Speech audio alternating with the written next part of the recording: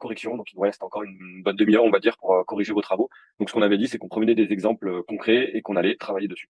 Donc, je vais cesser le partage et on va attaquer, hop, les exercices. Si je dis pas de bêtises, on avait dit qu'on travaillait sur le 2, hein. Oui.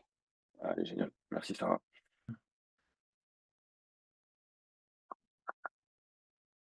Donc, tu m'avais peut-être pas envoyé par mail. Ouais, mais peut-être pas par mail.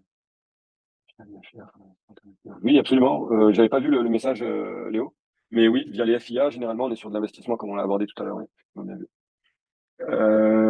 Pour la vente à découvert en particulier. Mais ce sera du coup des notions à prendre en considération dans la limite de votre programme. Donc on n'est pas en train de passer l'AMF, on est juste sur un passage qui consiste à parler déplacement. Donc là, si vous voulez, si on était sur un desk, il y a celui qui établit le portefeuille, celui qui le met en œuvre. Chaque pôle a son boulot, et là, en l'occurrence, on mélangerait tout si on allait trop loin. Bah, écoutez, on va prendre ça avec son étude sectorielle. Allez, je vous le partage, je l'agrandis et on est bon. Voilà, je l'ai ici. Donc, analyse sectorielle de Sarah. Analyse sectorielle. Donc, on est en phase de stagflation, nous dit-on. Les secteurs en période d'inflation, 2,6% estimé pour le mois de mars. Donc, on est dans une période d'inflation. Les ménages ont tendance à réduire leurs dépenses et à les recentrer sur l'essentiel: alimentaire, hygiène, utilities, secteur défensif. Ça me va. La croissance stagnante étant directement liée à la crise du pétrole avec la fermeture du détroit d'Ormuz, détenir des actions pour les travaux, il faut les envoyer par mail à cotation@gmail.com pour que je ne sois pas seul à pouvoir m'y référer en cas de besoin. Ok, donc secteur défensif, la croissance stagnante avec le détroit d'Ormuz, détenir des actions dans le secteur de l'énergie permet de bénéficier par ricochet de la tendance inflationniste de ce secteur. Effectivement, les secteurs défensifs et énergie sont donc à privilégier. Ok. Sous-pondéré sur les secteurs de l'industrie, la consommation discrétionnaire, l'industrie, le BTP. Ok, ça me paraît plutôt pas mal. Alors l'analyse par secteur. Donc l'énergie, l'indice Eurostoxx Europe 500. Stocks, pardon, Europe 500. Énergie Group, les 600 plus grosses capitalisations boursières en pétrole, gaz et transition énergétique bas carbone. Donc là, bas carbone, c'est que vous comprenez qu'on parle des fameux ESG. Je pense que plus tard, vous ferez peut-être la synthèse là-dessus. Ok, donc ici, on a les moyennes mobiles. Ce qui aurait été bien, c'est... Ah bon, on les a là. Donc SMA 200, SMA 20, SMA 50. On les a toutes les trois, c'est parfait.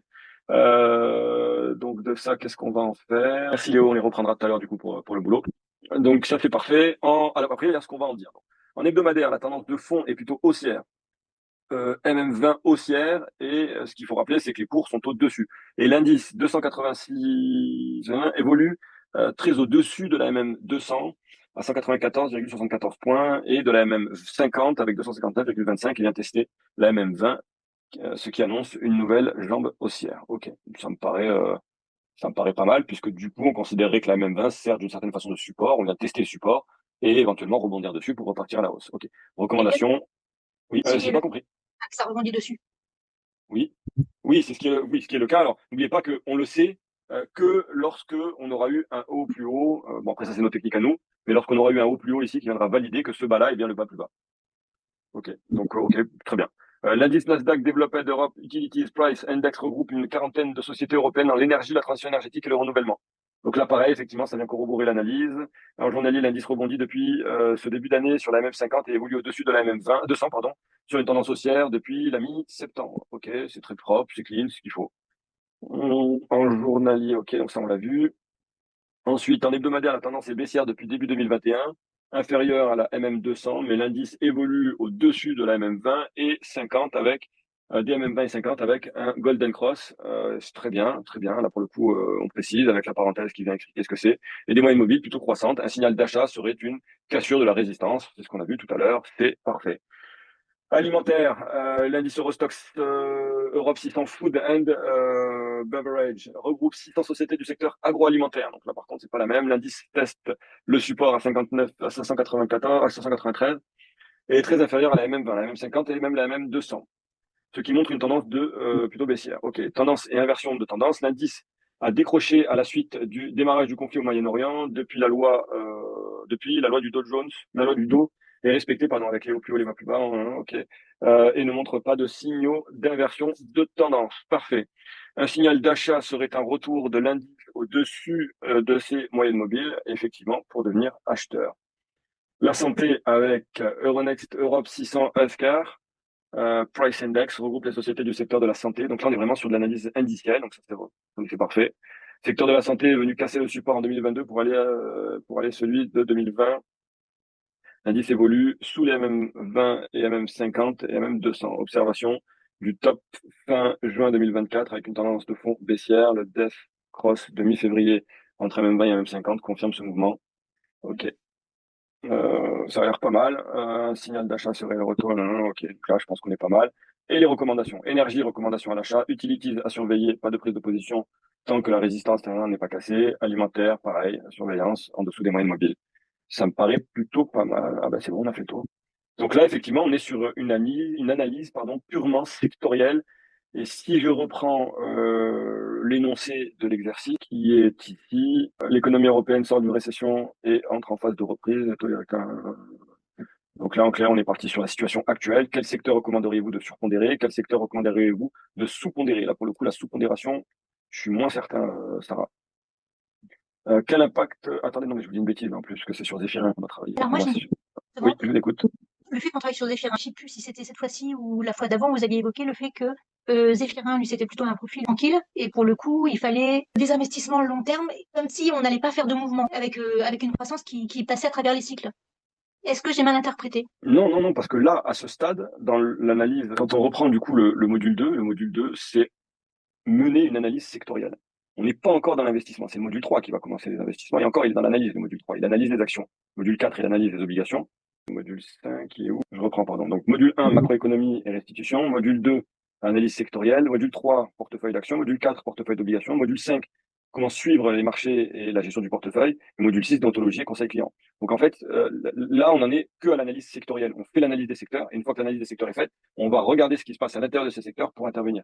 On est d'accord? Donc, effectivement, du point de vue de l'analyse liée à Zéphirin, je suppose qu'on sera plus à même de travailler les secteurs qui sont haussiers que les secteurs qui sont baissiers, puisque les secteurs baissiers, entre guillemets, eux, sont des secteurs qui sont à risque. On devra être baissier ou supposer un retournement futur à venir. Ce que vous avez fait, du coup, dans votre exercice qui me paraît plutôt pas mal. Vous voyez ce que je veux dire?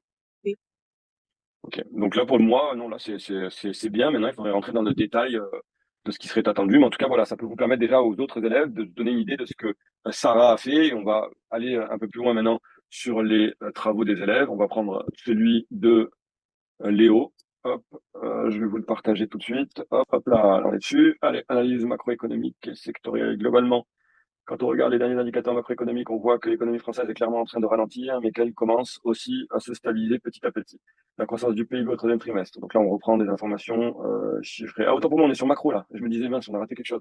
L'économie européenne sort d'une récession et entre dans une phase de reprise accompagnée d'une baisse des taux directeurs de la BCE d'un quart de point.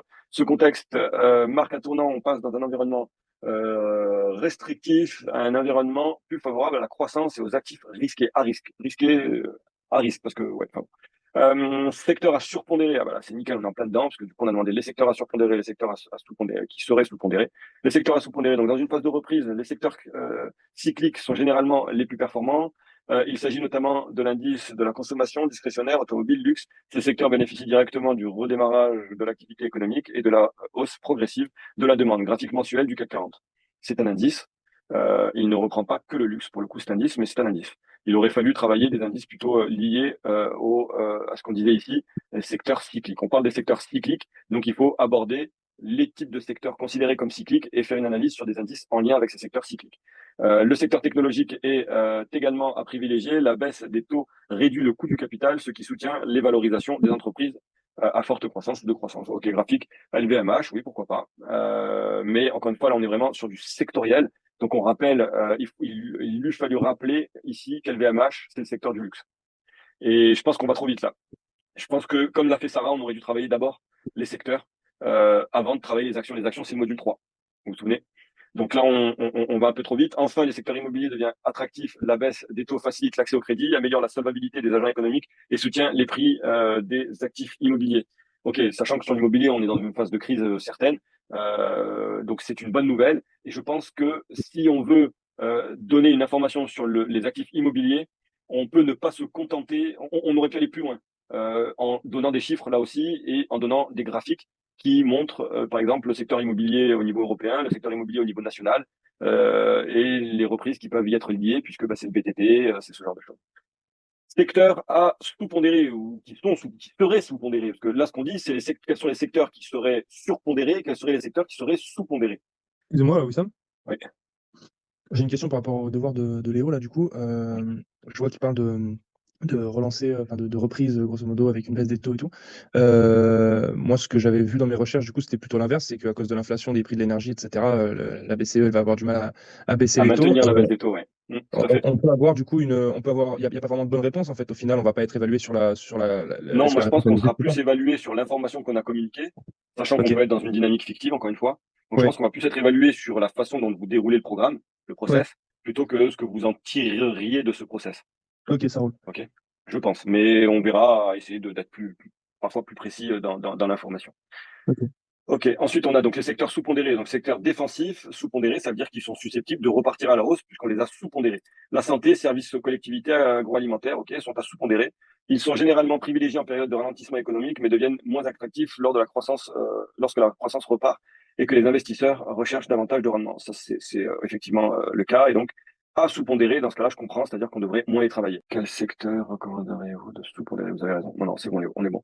Impact de la baisse des taux. Donc, pour le secteur bancaire, l'impact est L'impact est contrasté. La baisse des taux peut réduire les marges d'intérêt des banques, mais elle favorise en contrepartie la reprise du crédit et diminue le risque de défaut. L'effet global est donc modérément positif à moyen terme. Oui, parce qu'on parle à la rigueur ici que d'un quart de point, on n'est pas encore sur des taux bas, considérés comme bas. Et effectivement, ce que disait Mathéo est encore plus intéressant ici, puisque du fait du conflit, on pourrait supposer que la politique monétaire soit modifiée, qu'on part plutôt sur une stabilité du taux, voire une réaugmentation du taux. Pour le secteur immobilier, l'impact est clairement positif. La baisse des taux soutient directement la demande de crédit immobilier, ce qui favorise la reprise du marché et la valorisation des actifs. Euh, peut-être pas. Alors, on redit que quel impact la baisse des taux a-t-elle sur le secteur bancaire? Donc la baisse des taux, une baisse des taux prolongée, on va dire. Parce que peut-être qu'il faudrait les différencier. Une baisse des taux d'un quart de point et on est à 4,25, on passe à 4, ça ne changera rien au crédit immobilier. Par contre, une baisse des taux prolongée, je pense qu'il faudrait le notifier, aurait effectivement cet impact-là sur l'économie. En conclusion, donc, dans ce contexte de reprise économique et d'assouplissement monétaire, une rotation sectorielle s'opère. Les investisseurs se retournent vers des secteurs plus sensibles à la croissance. Une allocation efficace consiste donc à surpondérer des secteurs cycliques, technologiques et immobiliers, tout en réduisant l'exposition au secteur défensif. Franchement, conclusion nickel, peut-être, et il me semble que c'est ce qu'on avait vu dans les corrections, c'est que de nouveau dans les conclusions, on reparle un petit peu de chiffres pour une conclusion plus objective. En tout cas, beau travail et j'attends du coup le module 3 et la suite. Je vous félicite à tous. Est-ce que vous pouvez Euh, regarder le mien, s'il vous plaît, pour me dire, mais du oui, coup, Mathéo, qu'est-ce que je peux enlever pour que ça fasse à peu près la même taille que celui de Léo? Parce que... je vais vous dire ça tout de suite. Analyse sectorielle. Ah oui, mais on l'a vu déjà le vôtre hier, non? Non, du coup, vous n'êtes pas penché dessus parce qu'il était long. Alors moi, là, du coup, ce que j'avais prévu de faire ce soir, c'était de reprendre tous les graphiques et puis rajouter des graphiques sur chaque truc et tout. Mais bon, comme j'ai analysé 15 actifs, ça va sûrement encore rallonger le truc. Oui, et surtout, on avait dit qu'il fallait s'assurer que toutes les informations. Mince, on verra ça tout à l'heure. Ouais, Ah, il c'était par faudrait. rapport aux Ouais, indicateurs, bonjour. etc. Je n'avais pas exactement tout noté, mais du coup, là, c'est pareil, je vais reprendre ça aussi. Pardon. Donc, oui, alors attendez, excusez-moi, j'ai pas écouté ce que vous disiez, mais j'étais en train de dire que, en fait, on avait pris votre exemple et on avait dit que il y avait certaines valeurs où vous donniez des détails, certains détails, mais vous n'utilisiez pas ces mêmes détails pour chaque Ouais, valeur, il exactement. me Ouais. semble. Je viens de Voilà. vous répondre. Je vous ai dit que du coup, là, j'étais avant de rentrer dans la réunion, là, j'avais déjà commencé à du coup réétoffer le truc. Donc c'est pas dans ce dossier-là. Hein, je vous ai pas envoyé la nouvelle version, mais j'avais Ok. commencé du coup à réétoffer, à un petit peu charger un petit peu plus la partie technique.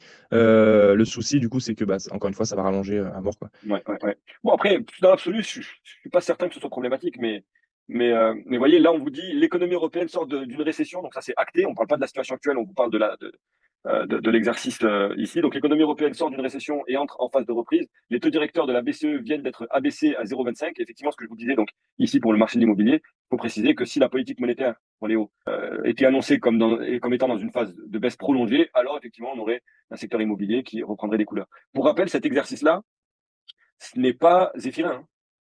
Donc c'est différent de ce qui devrait être proposé pour Zéphirin. Zéphirin, c'est autre chose, hein. Zéphirin, ce qui est demandé est assez différent. Et je me demandais d'ailleurs si ça valait le coup de mettre des exercices, et je me perçois que c'est peut-être pas la bonne idée. Parce que sur Zéphirin, on vous demande pour l'analyse, on va la retrouver sectorielle, donc c'est le C.22, Critères d'évaluation, l'analyse sectorielle est cohérente avec l'analyse macroéconomique, les secteurs porteurs sont clairement identifiés, la représentation graphique des cours de bourse et des différents indicateurs techniques mettent en évidence les mouvements des prix et des volumes dans le temps.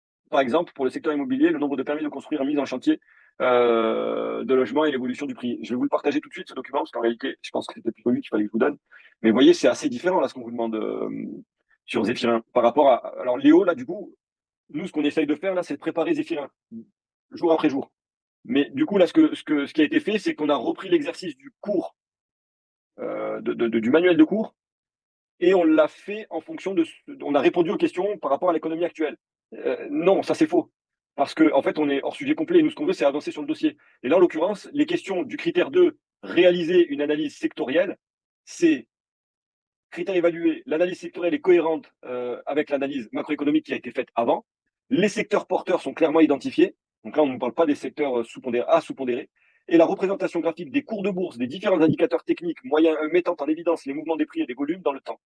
Par exemple, pour le secteur immobilier, nombre de permis de construire. Donc, il faut aller chercher le nombre de permis de construire, faire une évaluation de l'évolution du nombre de permis de construire, la mise en chantier de logement et l'évolution des prix. D'accord? Donc, on n'est pas loin d'être sur du hors sujet, puisque pour le coup, le sujet à traiter, c'est celui de Zéphirin, pour rappel. Hein. Oui, Est-ce mais qu'on est tous d'accord là-dessus? Oui. moi, je suis moyennement d'accord parce qu'au final, ce qu'on a fait là, on est bien d'accord que l'analyse sectorielle est cohérente avec l'analyse macro. Les secteurs porteurs, ils sont identifiés. On est dans une phase de ralentissement. On a identifié le défensif, l'énergie. On est toujours bon jusque-là. Par contre, là où Vous il parlez manque du vôtre ou vous parlez de Léo? non, de façon générale pour Zéphirin. Alors Pour là, Zéphirin, oui. Mais sauf que Léo, il a littéralement répondu. Je vais vous montrer. oui, Léo, il a littéralement répondu à l'exercice manuel gestion. Il est où? parce qu'en fait, moi, je pense qu'à la base, l'exercice Regardez. initial, je l'avais Léo, pas. il a répondu à ça. Quel secteur? Vous le voyez là normalement. Oui, oui. Léo, il a répondu à ça. Quel secteur recommanderiez-vous de surpondérer? Quel secteur recommanderiez-vous de sous-pondérer? Et quel serait l'impact? Et donc là, en fait, si on utilise les réponses qu'il a faites pour Zéphirin, on n'est plus bon. D'accord. Hein, je vous remets du coup l'exercice de Léo. Ouais. Par contre, effectivement, en gros, quand on fait nos exercices, il faut toujours avoir en tête le dossier que vous avez passé au tout début sur Zéphirin et s'assurer. Ah oui, oui, c'est lui, hein, le test, c'est lui, c'est pas autre chose. Hein. C'est là où effectivement, quand on en a discuté la dernière fois, vous aviez évoqué le fait qu'il va y avoir des valeurs non cycliques. Et là, du coup, c'est là où j'étais embêtée parce que je me disais, mince, finalement, ce qu'on a fait, on a étudié le secteur en cohérence avec la macroéconomie. Et au final, c'est comme si potentiellement on n'allait pas en tenir compte. Donc là, du coup, on va voir un petit peu comment ça se passe pour la phase 3. Mais du coup, ça sera. Bon, il y aura peut-être des questions, du coup. Ah oui, de toute façon, je pense que vos dossiers ne seront pas prêts avant qu'on termine le cours, la partie cours, et qu'ensuite on intègre la partie travail de fond. C'est là qu'on va vraiment aller se confronter à la réalité. Vous voyez, ici, on avait donc Léo, le travail qu'il a fait, c'est secteur 1 surpondéré, secteur 2, petit 2, secteur à sous-pondéré, et impact de la baisse de taux. Ça, c'est clairement l'exercice qui est dans le manuel de cours. Mais c'est pas Zéphirin, ça. On est d'accord, Sarah? C'est Ouais. parfait. Allez, parfait. Donc Léo à reprendre et en phase avec Zéphirin et on verra si peut-être qu'il manque des éléments et c'est peut-être de ma faute, on verra tout ça. Allez, génial Léo. On reprend donc analyse sectorielle mars 2026 pour Mathéo. Donc oui, effectivement, là, il va falloir reprendre donc moi j'aurais alors déjà on est sur une analyse sectorielle donc là le secteur de l'énergie OK, secteur de la santé OK. Je pense qu'il faut venir intégrer du graphique, ce serait une bonne chose avec des moyennes mobiles etc. Parce que là on n'était pas encore sur cet aspect-là analyse Ça, fondamentale. c'est plus bas. Ça, c'est après les sources. Vous avez la partie analyse graphique où effectivement, je l'ai pas mis pour l'instant le Voilà, graphique, mais je pense que c'est le faire voilà, un exactement. Exactement. Analyse technique. Ok. Ok. Alors, si je reprends Zéphirin, je pense que c'est une bonne idée là qu'on le reprenne Zéphirin, parce que on s'en est peut-être un petit peu éloigné. On va refaire le point là-dessus. Sujet de Zéphirin, je crois que c'est lui. Voilà. Donc, si on reprend Zéphirin, que vous avez là sous les yeux, il me semble qu'il serait intéressant de voir que Zéphirin se décompose en plusieurs pôles. Donc, évaluation de la compétence C2.6. Ça, c'est le conseil au client. Il est dans le désordre, le truc. Je pense que je le remettrai dans l'ordre prochainement. C2.1, donc ça, c'est l'analyse macroéconomique. Ça, vous l'avez déjà fait, l'analyse macroéconomique. C'était le premier exercice avec, du coup, les critères à évaluer qui sont ici. Ensuite, on doit avoir le C2.2. C2.2, réaliser une analyse sectorielle. C2.2. Ça, ce sont les critères qui vont être évalués. Donc, votre analyse sectorielle doit être faite là-dessus. D'accord. Donc, dans le cadre de la rédaction d'un document préparatoire à la rencontre avec Zéphirin, Vous devez réaliser une analyse sectorielle afin de mettre en évidence les secteurs susceptibles de créer de la valeur, indicateurs sectoriels concrets, actualité du secteur et cyclicité. Ici, vous voyez, on ne vous parle pas d'action, on vous parle de secteur. Donc, si vous dites que vous allez faire une analyse sectorielle et que vous mettez des actions, on est à côté de la plaque. Là, on en est encore à l'étape des secteurs, d'identifier les secteurs susceptibles de créer de la valeur. Donc ici, on Là, pour le va... coup, pardon, c'était si j'avais mis les actions, c'était pas réellement pour analyser Ah les non, actions, c'était pour montrer en gros comment les actions du secteur se portent de manière globale, quoi. Qu'est-ce qu'on peut voir sur les actions les plus qui représentent le mieux oui, le mais secteur, qu'est-ce qu'on alors, peut voir comme ce mouvement qu'on globalement, nous, quoi. ce qu'on nous dit dans le cours, ouais, ce qu'on nous dit en fait, c'est que le C2.2, c'est uniquement sur la réalisation d'une analyse sectorielle. Elle peut être graphique, puisque comme l'a fait par exemple Sarah, elle a utilisé les graphiques des secteurs concernés. Par exemple, la santé, l'agroalimentaire. Donc là, je pense qu'on est dans le vrai. Si on parle d'action à ce stade, alors pourquoi est-ce qu'on va parler ensuite d'action et d'obligation? Est-ce qu'on aurait parlé d'action dans l'analyse sectorielle et pas dans l'analyse et pas d'obligation dans l'analyse sectorielle? Je pense qu'on est un peu à côté du sujet, je pense. Il faut vraiment, et je pense que ça c'est vraiment la notion la plus importante à retenir, c'est que on vous donne 1 plus 2 égale, vous mettez 3, et effectivement, il y a des ingénieurs qui vont vous dire que 1 plus 2 ça peut faire 2,9. Oui, je vous l'accorde. La réalité, elle est que d'un point de vue purement factuel, si on veut satisfaire les demandes de l'examinateur, il faut que 1 plus 2 égale 3 points à la ligne. Vous voyez? Oui. Et ne pas perdre l'examinateur. Encore une fois, l'examinateur, je ne sais pas le niveau qu'il aura, lui, dans les matières financières. Mais s'il n'en a pas, clairement, celui qui nous a évalué l'autre fois, et dont je vous ai montré les corrections, il n'est pas analyste financier, hein. Et il a su repérer les endroits où il manquait des choses. Donc lui, ce qu'il cherche, c'est pas la vérité. Ce qu'il cherche, c'est le cheminement. Et si dans le cheminement, on vous parle d'analyse sectorielle et on met des actions, je pense qu'on est à côté du truc. Parce qu'en plus, une action n'est pas représentative d'un secteur, vous le savez, ça, quand même. Oui, c'est pour ça que du coup j'en avais analysé plusieurs, mais effectivement, Ouais. enfin, ça m'aurait sûrement pris moins de temps dans tous les cas de juste prendre les Ouais. indices Je de pense qu'il secteur. faut vraiment rester focus sur le secteur. Et les actions, de toute façon, le travail que vous avez fait sur l'action, il n'est pas perdu, puisqu'on le Ah non, non. retrouve euh, plus tard.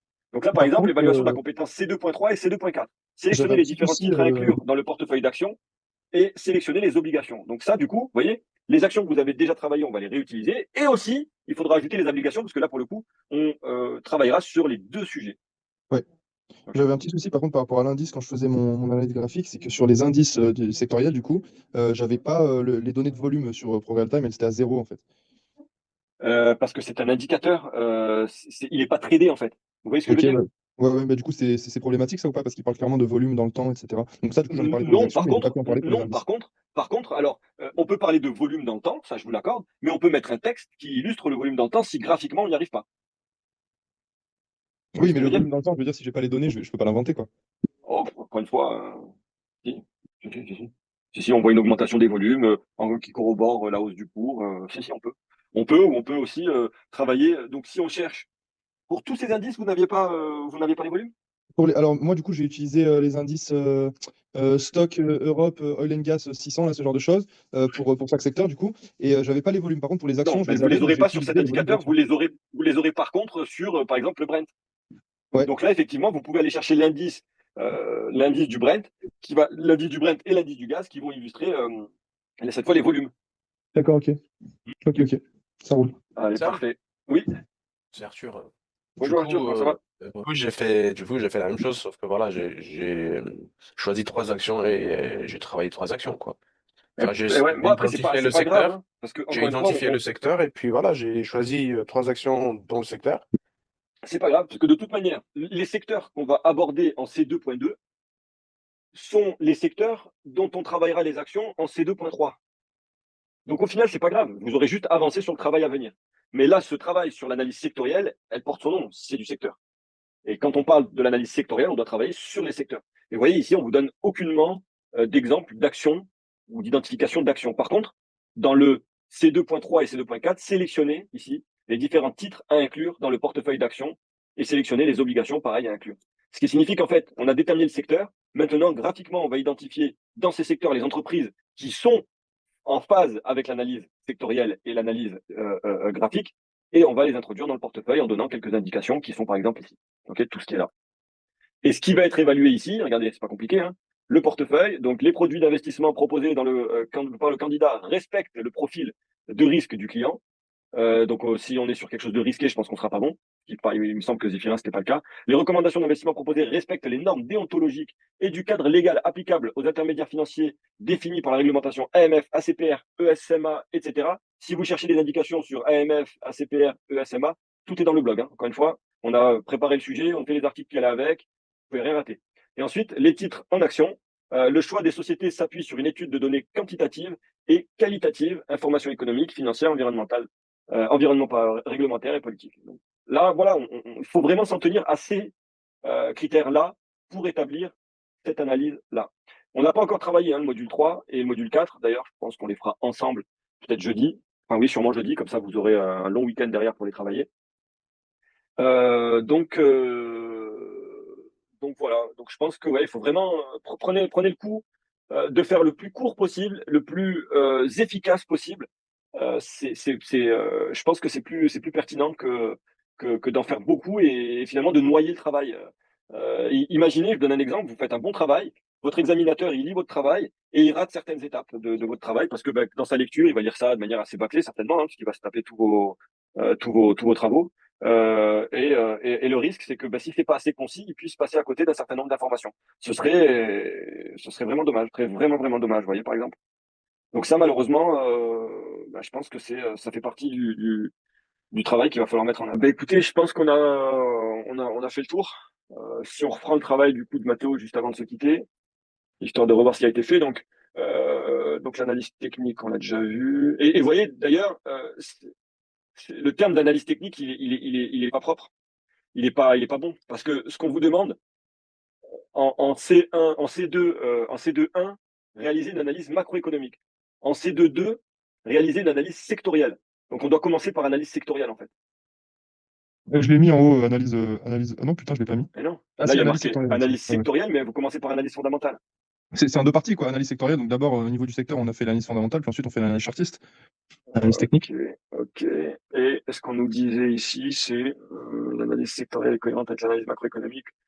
Non, parce que en termes d'analyse macroéconomique, analyse fondamentale, l'analyse macroéconomique nous a conduit vers ces secteurs. Vous voyez ce que je veux dire? Oui, tout à fait. Donc on ne peut pas refaire une analyse fondamentale derrière, puisque c'est déjà le travail qui a été fait en analyse 1. C'est juste l'analyse fondamentale des secteurs, c'est pas l'analyse fondamentale. Là, je fais pas l'analyse fondamentale du contexte macroéconomique, je fais juste un bref rappel, et puis ensuite je passe à l'analyse fondamentale des secteurs. Ça, du coup, je comprends mieux. Ok, donc on est vraiment dans l'analyse sectorielle. Dans un premier temps, une analyse fondamentale, et dans un second temps, une analyse sectorielle. Une analyse technique, du coup, toujours sur les secteurs. Exactement, c'est ça. Donc là, comment c'est fait, c'est que... Alors, ce qui serait bien, vous voyez, c'est que vous repreniez le texte ici, vous le mettez là, voilà. Là, au moins, analyse sectorielle ou analyse 2 points. Donc, analyse sectorielle, oui, effectivement. Ok, ici, on va faire du coup une analyse sectorielle. Et ici, on va faire la même chose. Les sources, on a dit qu'on virait. Non, par rapport aux sources, justement, qu'est-ce qu'ils attendent? C'est juste une petite parenthèse et puis mettre le lien? Ou vous êtes complet à chaque fois qu'on met un truc? Les sources. INSEE ou le lien complet? Non, moi j'aurais dit qu'il fallait mettre, oui, seulement. INSEE, les choses comme ça? Enfin, en pavé, pourquoi pas aussi, ouais. Ouais, avec les liens, mais les liens, ils pourront pas les cliquer, c'est un document, quoique, si, ils peuvent. Si c'est un document, si, ouais, tout à fait, on envoie un document PDF, le PDF, il est cliquable.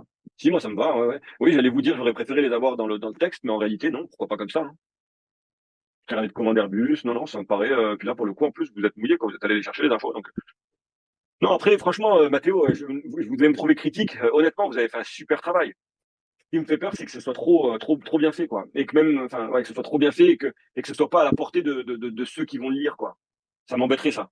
Ouais, je comprends. Ouais. Mais après, dans l'absolu, ouais, en fait, j'ai pas envie qu'on prenne de risques. J'ai pas envie qu'on ait des élèves qui restent sur le carreau sur cette session-là. Je veux qu'on soit à 100% de réussite et je veux pas qu'on passe à côté d'un travail aussi bien fait. Alors après, je me trompe peut-être, hein. Mais écoutez, de toute façon, c'est pas compliqué. Continuez sur cette trajectoire. Vaut mieux en faire trop que pas assez. L'avantage d'en faire trop, c'est qu'on pourra toujours élaguer plus tard. Et ensuite, moi, vos documents, je pense que je les enverrai pour être vérifiés progressivement, un peu l'un, un peu l'autre, un peu l'autre. Et puis on verra ce qu'ils nous disent sur votre travail. Si effectivement ils disent des choses, on avisera et on gérera. S'ils nous disent rien, écoutez, on croisera les doigts pour que ce soit correctement interprété et bien identifié. Moi, je comptais un petit peu sur cette réunion là de ce soir pour que vous jetiez un œil sur ma partie technique, style par exemple, bah, là, vous aurez, là il y a trop à analyser, mais par exemple sur le secteur énergétique, j'ai analysé que 2 actions en plus de l'indice. Si vous pouviez style lire ça, voilà, en diagonale très vite fait, avec le bilan sectoriel à la fin pour me dire ce que vous en pensez Donc globalement. Et puis secteur énergétique, ok. pour chaque paragraphe, j'ai mis en lien ce que je vois sur le graphique avec une toute petite partie à la fin, vite fait analyse fondamentale qui rappelle les chiffres en fait pour voilà pour expliquer ce qu'on voit quoi globalement. C'est très bien, ouais, c'est très bien. Voilà, vous avez ça, vous avez les 2 actions, la technique énergie, vous avez machin, et puis en dessous, vous avez le bilan sectoriel, du coup, que j'ai fait aussi pour chaque paragraphe. Ok, donc là on parle du secteur 2.2. Hein. Donc là on parle de C'est l'analyse sectorielle l'énergie. est cohérent avec l'analyse macroéconomique. Conclusion, c'est le secteur présente effectivement. Ok, ouais, non, franchement, ça se lit bien. Ouais. Niveau présentation, regardez, essayez de faire ça. C'est plus joli. Ok, Vous ça roule. connaissez? Ouais, Je je crois vais que ça faire. s'appelle justifier ça. Et ça vous permet d'avoir des paragraphes mieux finis. Pour tout le monde, hein, d'ailleurs, tous ceux qui m'écoutent là, au lieu de serrer le texte sur la gauche, au centré ou sur la droite, cliquez sur justifier le texte. Ça permet d'avoir des blocs plus grands. Ok, allez, bah, à vous de jouer. On reste au boulot et on se tient au courant pour la suite. Si c'est ok pour vous, je vous libère. Rendez-vous prochain, donc jeudi 20h, C'est et on ça? abordera 3 et 4. Oui. On peut s'appeler 5 minutes après? Est-ce que c'est une question qu'on peut aborder ici? Là, je voulais rapidement feuilleter mon exercice pour voir Ah, il est où? si. Ben, je sais pas. Il est là. Je l'ai Zéphyr. Hop, on partage et on a celui-ci. Allez, hop. Là, on parlait. On est sur le 2, sur l'exercice 2, c'est ça? Ouais, j'ai gardé le même document et j'ai continué. Ok. Ouais, bien vu. Ok, ça me rassure parce que je voyais pas la suite. Analyse sectorielle, c'est bon. Dans le contexte d'un environnement naturel, il est préférable de s'orienter vers des valeurs défensives, type consommation de base, santé, énergie, ce qui font la liste des actions que j'ai choisies. Donc là, on n'en est pas encore aux actions. Hein. On est vraiment sur l'analyse du secteur pour le moment. Ouais, du coup, Donc là, c'est ce que je disais, on est à ouais. côté, ouais. Là, ça, Ouais, je vais exact. vraiment. Donc là, par contre, en clair, hein, vous enlevez analyse sectorielle et vous mettez analyse action, on est bon. Hmm. Vous êtes d'accord? Parce que là, clairement, on n'est pas du tout sur une analyse sectorielle ici. UT mensuel, très bien, très bien, très bien. Sanofi, parfait. Sanofi, Géant pharmaceutique mondial, hein, ok. Donc très défensif, ok, ok, ok, graphique, ok. Veolia, hein, Veolia, un 3 piliers, eau, déchets, transition écologique, ok. Donc là, pareil, hein, il y a un peu de notion ESG, etc. Ok. Non, oui, ben, le travail est fait pour la suite, mais pas. Alors, on fera les obligations et les actions, on pourra trouver des obligations aussi. Mais clairement, là, voilà, ce qu'on voulait, c'était du secteur, du secteur, du secteur. Donc là, il faut revoir l'analyse sectorielle. Encore une fois, il faut s'en tenir aux attentes qui sont dans le sujet de Zéphirin. Donc 2.2, tout est là. Voilà, il faut s'en tenir à ça. Ok. Donc je compte sur vous. Le vrai Ah, c'est sujet, bon. c'est celui-là. Comment? C'est bon. Allez, parfait. En enregistrement. Donc je vais mettre fin à l'enregistrement maintenant.